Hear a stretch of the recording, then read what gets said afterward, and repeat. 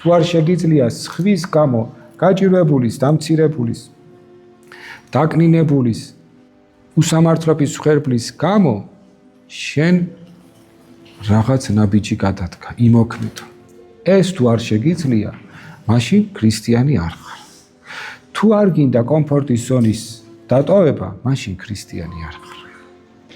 მაშინ ხარ კონფორმისტი ადამიანი, რომელიც ქრისტიანობასაც თავისი კომფორტისთვის გამოიყენებს. აი ამისთვის უნდა ქრისტე, რომ კომფორტის ზონიდან არ გავიდეს. აი ამაში თხოვს დახმარებას. და ოდესმე ხომ უნდა გავასწოროთ ჩვენი გეზი და მიმართულება. ასე როდემდე უნდა ვიყოთ.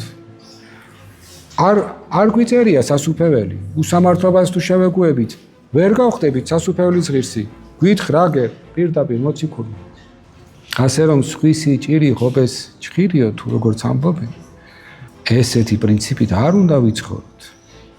პირიქით, როგორც ქრისტე არის ყველა გაჭირვებულის, ყველა დამცირებულის გვერდზე, აი ესე უნდა ვეძებდეთ ადამიანებს, შეჭირვებულებს, დამცირებულებს, დაკნინებულებს და მათ გვერდში უნდა ვედგეთ, რომ ვერავინ ვეღარ შეძლოს მათზე ზეწოლა.